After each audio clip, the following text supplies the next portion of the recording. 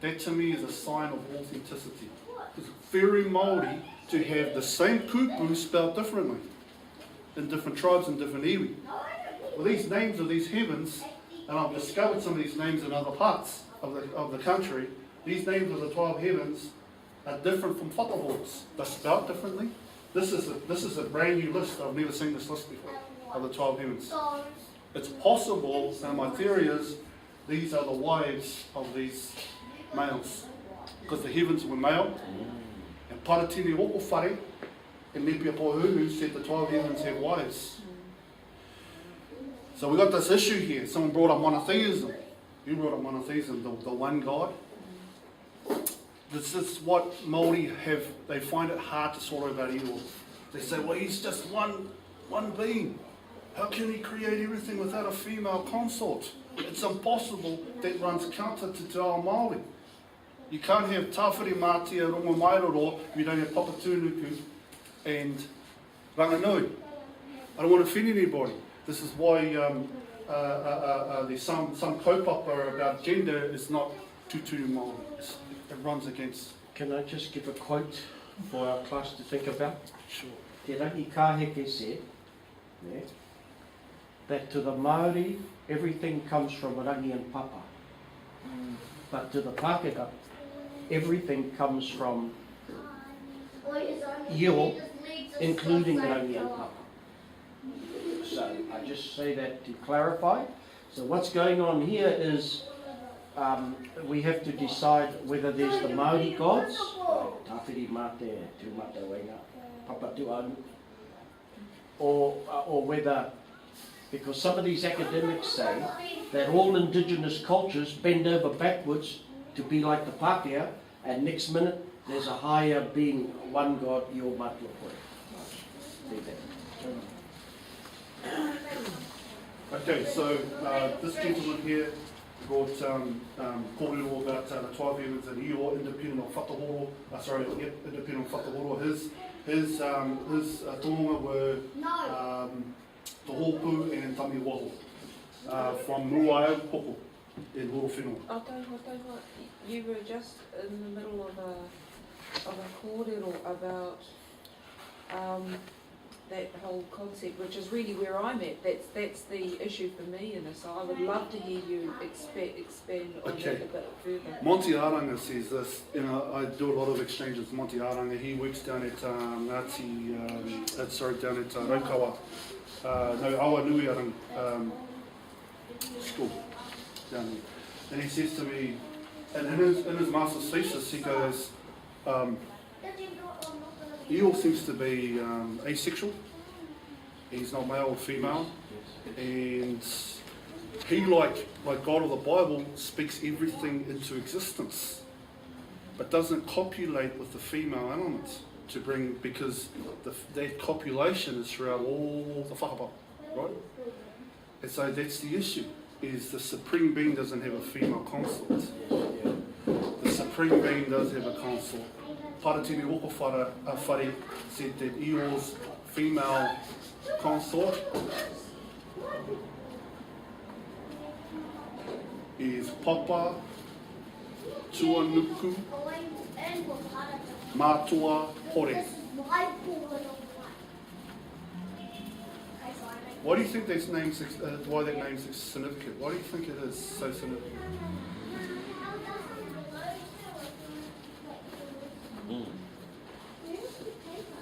What was that question, sorry? Io's wife is Papa Tuanuku Te Matua Kore. She's also parentless. Okay, let's take Matua Kore. That epithet is not applied to any atua, any other atua. We know that it's authentic. It goes right back to the Dark Ages. It's very, very old and ancient. Very, very old and ancient. Also, Papa Tunuku, Mother Earth, she's not the first Papa Tunuku. The first Papa Tunuku is Io's wife. Io goes, I'm going to perform the kauanga ceremony on Papa Tunuku, and I'm going to name her after you, my wife, Papa Tunuku. And he comes and performs the kaunga ceremony and opens the house, the whare, which his mother is, for everyone else to come down. Boom. Alright, here's another gentleman that went to the Tānei Nuirangi Committee. It's Arutaku Maka from Ngai Tūhoi, Ngai Tāhu, ki Takapai. And he presented Iotanga as well. I'll read a bit of it for you. Independent of whakahoro. His father went to the same Pariwānanga as Mātuahanga. This is the explanation of the origin of the deity. He was given the name of our ancestors of Iorangi Mātua Kore. The parents of Io Mātua Kore were not known by the generations who were descended from our ancestors. This is all they would explain in their school of learning when they gathered in their pā te rau roha o tiki tiki oranga.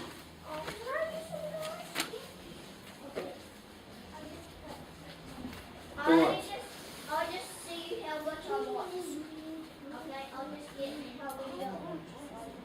I just want one. Okay, you get one of these. Okay, so this was in the Wairarapa Daily Times of 1909. A reporter went to another hui This is cool. and interviewed Niniwa Kitarangi. She's a very prominent Wairarapa woman. And let me read it here.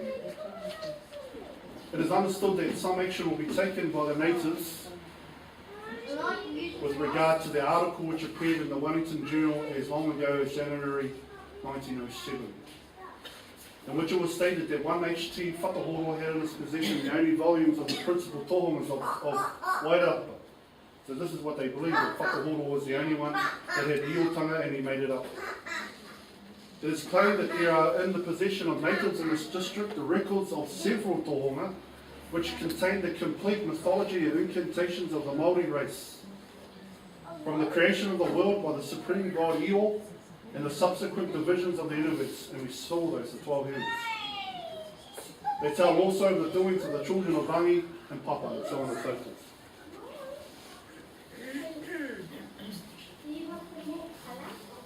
The poem that, or the article that they're referring to is this. You guys studied there, don't you? Te Uriuri, Te Tere Moana. Pierre Linden told me you studied it. Okay, alright. Okay,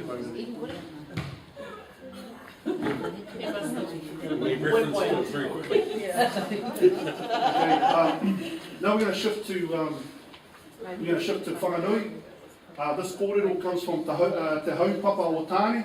He wrote a letter to the Polynesian Society back in 1908, just a year after the Tāne Nuirangi Committee met. Okay, he doesn't know that's going on. He's in whanganui.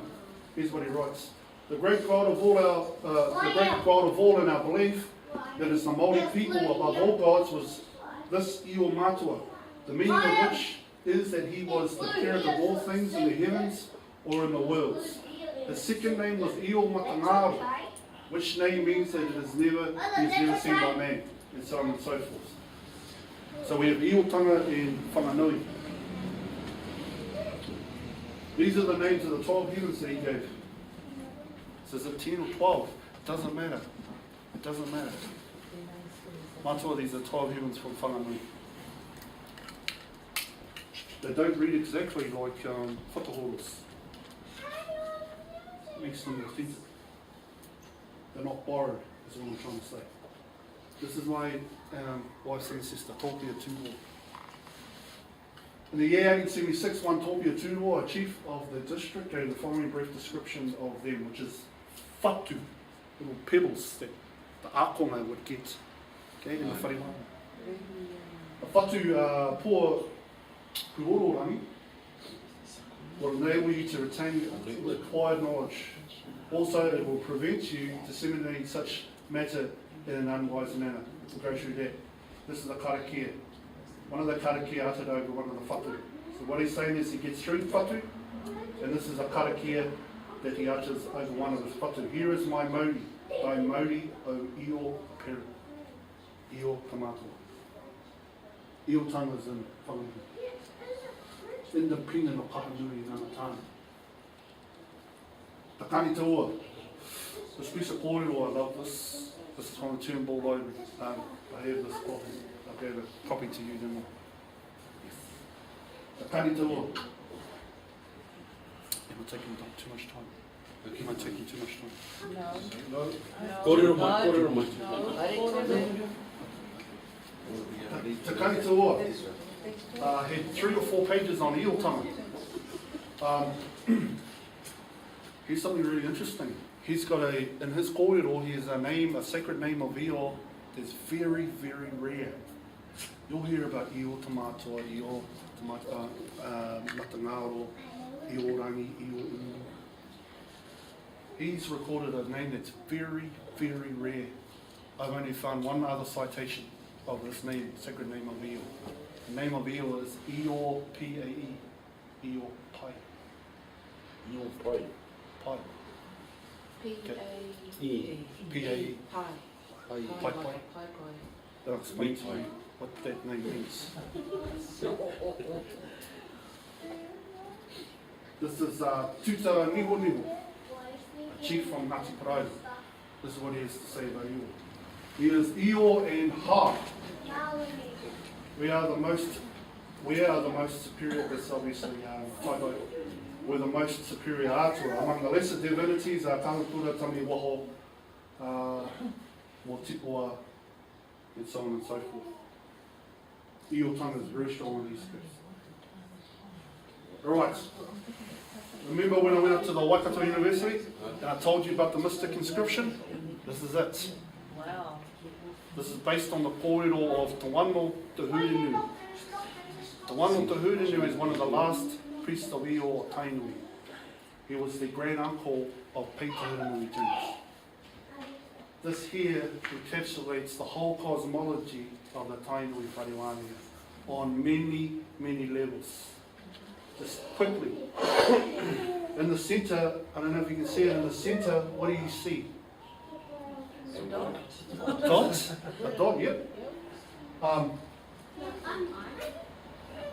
It's a whatu. That represents Io. Io Matakana. Io, the many eyes, or the Io, the all-seeing. Matakana. These devices here represent the 4 ways that we can go back to Tiki Tiki o Ngārangi. Tainui says the highest heaven, which is the 12th heaven according to them, is called Tiki Tiki o Ngārangi. That comes from also from Paranui. Right? There are 4 ways to go back to Io. And we saw that with this Wananga. Here.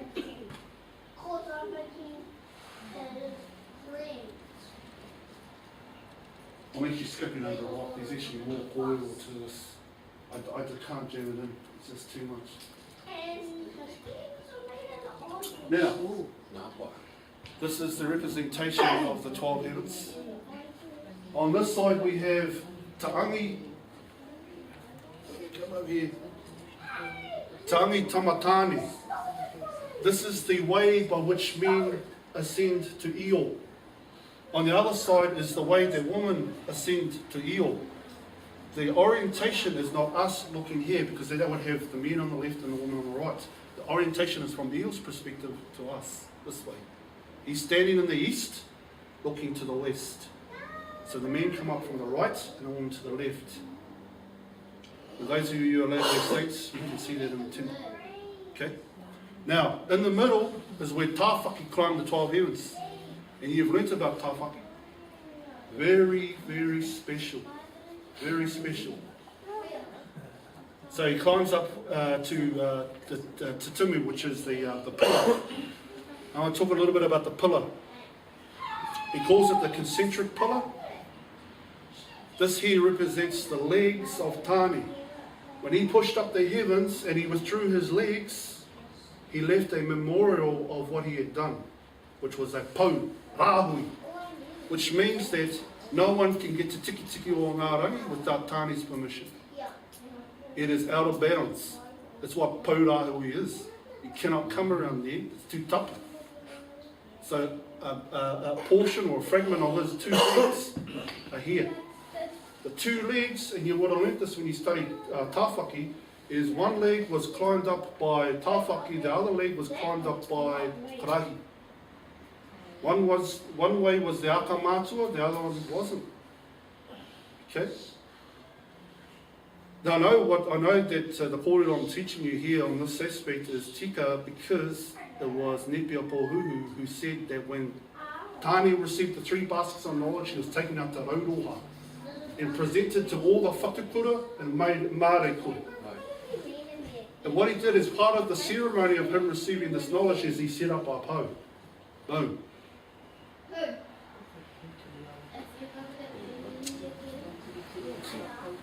Is it alright if I ask you 3 simple questions?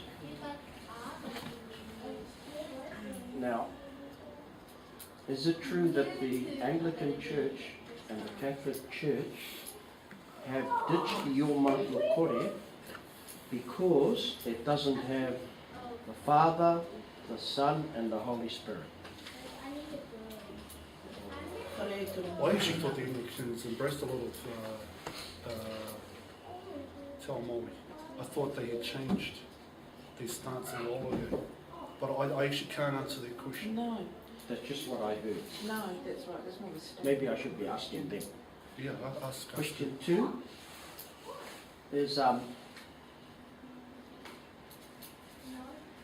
Charles Royal, who was one of the main ones, our cousin, who promulgated all the kōrero on Petara Nui Jones, that he's ditched Petara Nui Jones too.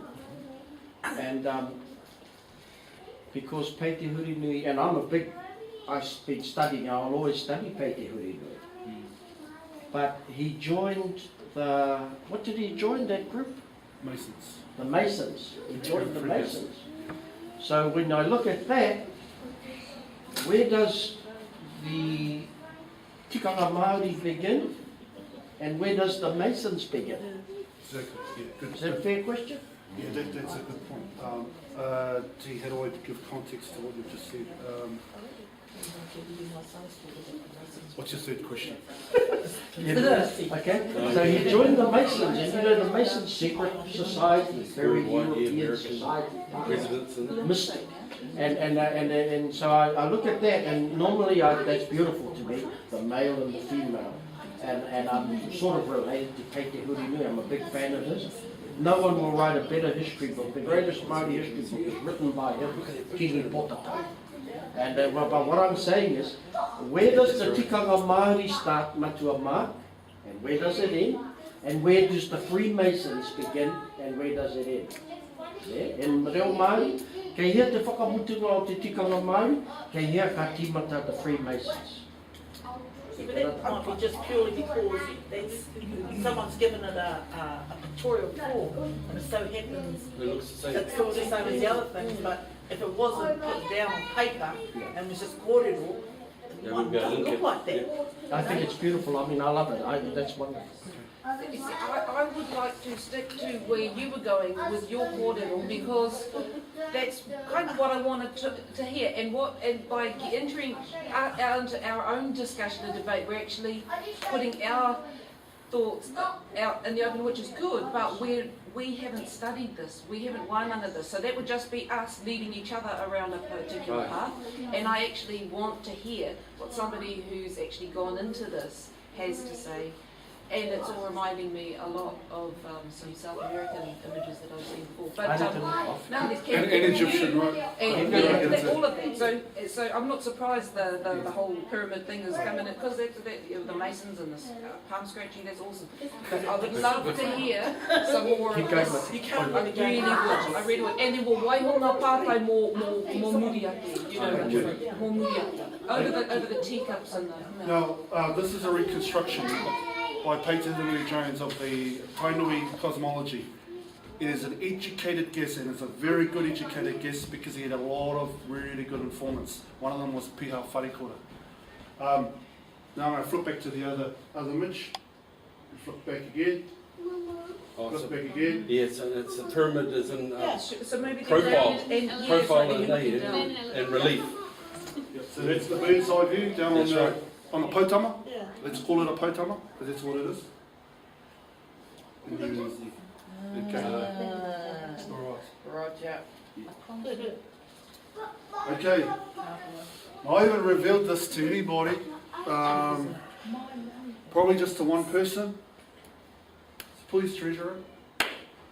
This whakapapa was taught at the highest levels of the Ngāti Manuia Poto Whariwānanga. Okay? The Whariwānanga there, the main Whariwānanga was Te Ao Marama. This is a very special whakapapa. Extremely special. At the top we have Io Matoa. Then we have Io Pai and Io Taha. Another very rare sacred name of Io. This kōrero comes from Rauri Te Tahuia. Rauri Te Tahuia was the son of Tahuia Rauriti who fought at Orako. You know, you guys know the battle Yep. of Orako? Very sad. Pulls on my heartstrings, and they're not even my people, except for two. Alright, here's what Rauri Te Tahuia says. Io took 12 sticks and created the 12 takore. Then he took 12 sticks, toko toko, and created 12 stars. From two of those stars descends the sun and the moon. Here we go here. Down this side here, it's a bit rough.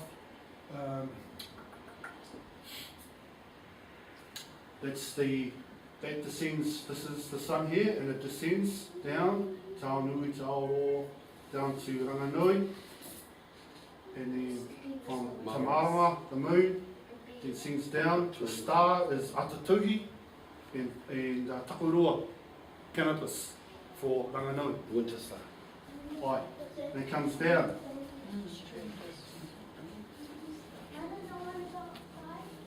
You have the male come up, the Io, and the female come up. Remember, the orientation is from Io to us. Now, 12 stars, original stars that were created by Io. I've got the names of those 12 stars. I've given you 2 of those names. This whakapapa here, Peyton Hurunui Jones didn't even have. Okay, so this is very precious stuff. If he had it, he would have included it in his 2 books. Now I encourage you, get your mitts onto these 2 books. One's in Te Reo Pākehā and one is in Te Reo. Okay? This is based on the Tainui Whariwānanga. This will blow your mind. You'll be munching on this for a long time. Okay?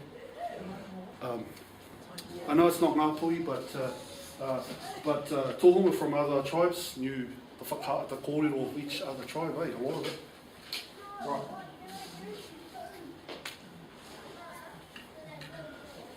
This comes from the whakapapa book of Pātia Taniro. Pātia Taniro was a descendant of Wahanui. Pātia Taniro was a relative or an uncle of Henare Tūwhanua. We have here representation of Io, Ngā Pt.2, Te Marama, the moon, and the sun. Now, at the highest levels of the Whariwānanga, there was a session called Rehua Putahi, Putahi Nui o Rehua. Putahi Nui o Rehua. I was told recently by one of my friends that his uncle told him, and he's from Tainui, that Putahi Nui o Rehua was another name for the 12th heaven. So that was the highest session. And in the highest session of the Whariwānanga, Putahi Nui o Rehua, they performed the tohi whakaue nuku. Can someone interpret for me whakaue nuku? Can't tell you what that is. Heard it Rainbow. before? Something to do with the colours of the rainbow. Right, Tainui is the rainbow represents Io. Okay, but whaka is a causative Whakaue prefix, Yeah. isn't it? Oh, the rainbow. Or whaka is a causative prefix. Yes. right? It's a doing word. It's a doing word. And you put that against, and then you have a verb. Yeah. Right? So te tohi whakauenuku means what? Well, the uanuku is another, there's two words for the rainbow. One is te aniwaniwa, one is te uanuku. Right. But according to Tainu, this is, Uenuku is precious to Tainu. Is it enlightenment, like the prism looking at the... right, okay, I'll tell you. Okay, so uenuku is io. It represents io. But uenuku was presented to the people according to Pt.2 Jones because they were profane and they presented something else, but the priests knew that it was io. Okay? Yes. Te tohi whakauenuku means the tohi Yeah. that turns you into uenuku. Yes. That's right. That's what that's, if you translate it literally, that's what it means. Well, fair enough, yeah. So then the logic is the tohi that turns the individual into io. Yes. Now, this is the thing. In 1900, at Whakarewarewa, there was a marae, a whananui called Rauru. It was owned by C. Nelson. Rauru was a magnificent whananui, and there was a lot of fanfare when it came to its official opening. Tūtonga turned up. Those of you of Ngati Awa descent will know this name, Hamioro Pio. Tūmata Hamioro Pio. One of the foremost tohunga of his time from Ngati Awa. The other one was Rangitaho from Tūwharetō. Interesting thing happened. I don't know if any of you have seen this before, but Te Rangitaho was 84 years old, he was 6'2". He was an imposing man, he used to hang out with Te Kōti. In fact, he was Te Kōti's most bloodiest soldier. Okay? His penchant, he had a penchant for taking a tomahawk and butchering his enemies. He was asked by C. Nelson to come and do the kawanga ceremony on this wharanui. What he does is something really, really interesting. I have never visually seen this before, but you may have. What he does is he hops onto the roof and he stands on the roof. He gets a fire going by one of his assistants and he utters the karakia on the roof. Well, what he does is he puts his left leg underneath him, he sits down and his right leg hangs over the side and he utters this karakia. Then he comes down and performs the rest of the kawanga ceremony. I've never seen that done before. Before he goes in to cross the threshold, he has his ruahine with him. Instead of her crossing first, he puts his left foot over the threshold first. That represents the female, the left side, right? Orientation. And then then they go in and he touches the carvings and he's uttering a karakia. He builds up 2 mounds, which is very cosmological, 2 mounds. He puts 2 sticks in there and he utters karakia. Then he eats potato as he's doing his thing. The interesting thing is that James Cohen, the reporter at the time, interviewed him. And Rangitaho told him that my God is Io. Let's go to tohi whakauenuku, the tohi that makes you Io. In effect, when he was standing on top of that marae, he was acting as Io, performing the kawanga ceremony on the wharenui. He was reenacting a very old tikanga that was performed by Io on Papatūnuku. Now that's not made up. That kōrero, fragments of that kōrero exist in Aitahu with the Ngati Irikihu people.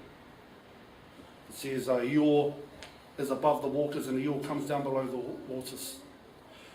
It speaks of a pōwhiri that was done to welcome Io to Papatūnuku to perform the kawanga ceremony, and his wife to make a whakanoa for the children to come and dwell on earth. Plus she had to check it out. Is this going to be a great wharanui for my children? Is it going to have enough kai? Is it comfortable? I go check it out. And she gave her approval, and it was whakanoa. Okay? Now, that kōrero there doesn't equate to the rangi and papa kōrero that you're familiar with. However, there's the law of the whare